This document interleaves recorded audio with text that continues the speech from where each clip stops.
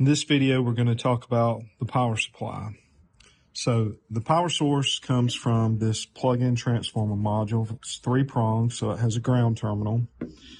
And if you look at the screws here above them, you see that the outer screws are the power. Now this is AC voltage, so there's no polarity, just power tap 1 and power tap 2. But the center screw is the ground pin that provides protective earth to the controller.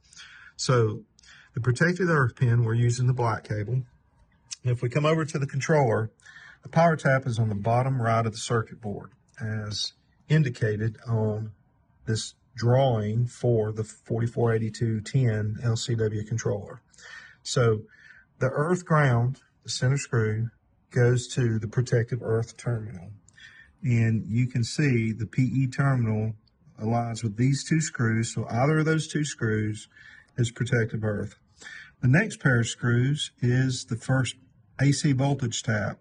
If we were using DC voltage, this would be the positive pins, but since we're using AC voltage, there's no polarity, and it doesn't matter which terminal on the power tap goes to which of the 2 pair of screws that are indicated as AC power.